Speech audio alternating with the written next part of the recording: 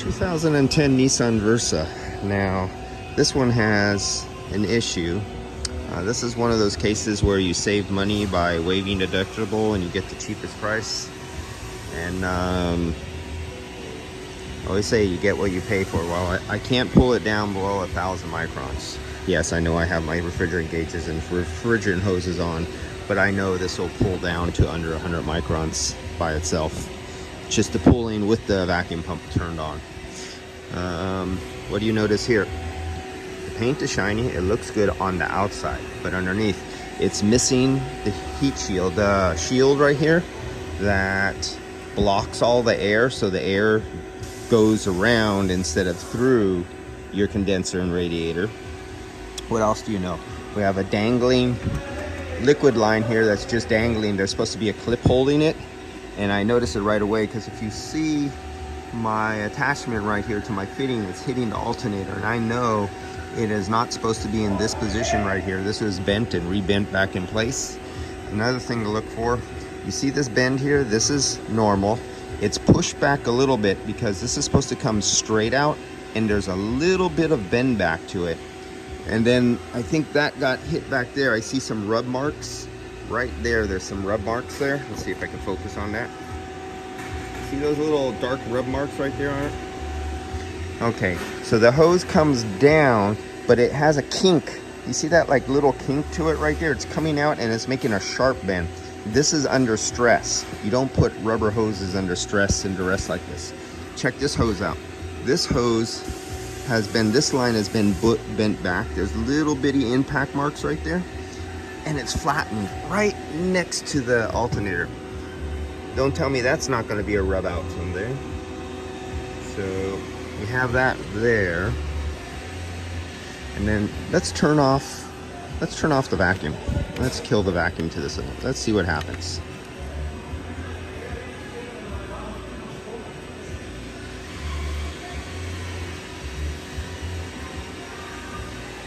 Now, if this ain't a leak, this is a hell of a lot of moisture in this system. Which it looks like.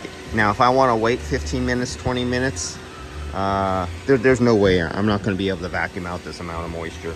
Even though this poor soul, he has a cheap aftermarket condenser on there with a new receiver dryer. It has a new desiccant, but that desiccant is not going to be able to take up that much moisture.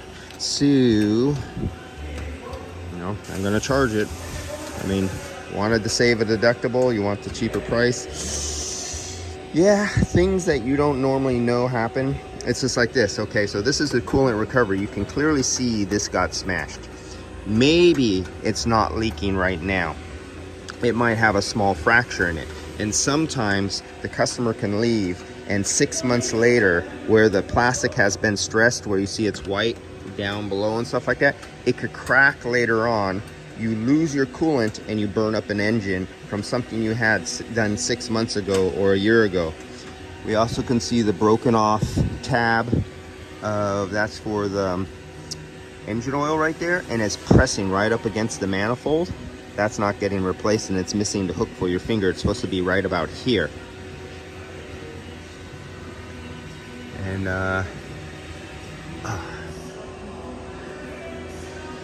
oh, maybe they never replaced it. I was wondering if there's any ground contact. All right.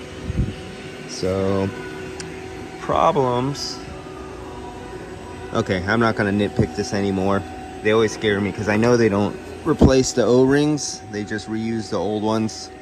Sometimes that's a problem. Pressure switches. When they buy the aftermarket, it doesn't come to a pressure switch. So they have to transfer it over. And if they forget to transfer over the O-ring, because they're not going to put on a new one because that costs money and you have to make a phone call and find one, they leak. Or leak later. Oh, look at this. No rubber grommet in here. It's just floating metal on metal, and it's pushed all the way back into the radiator. That's going to rub through the radiator core later on from over the months or years of vibration, where this back part is just slammed up against the radiator. So the aluminum from here is going to hit to the aluminum or aluminium, depending where you're from, and going to do a rub through, and either the condenser will leak or the radiator will leak. burn up an engine or lose coolant. What do we got over here? Oh, same thing, missing the rubber grommets in there. Yeah. I get to see some beauties. Dangling wiring harness that'll probably never get fastened to anything.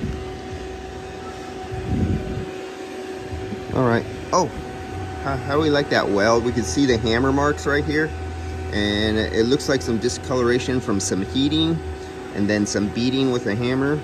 And how we like this connection. Okay, here's the part here, and there's the weld broken off there, and it's still broken off, floating in the breeze.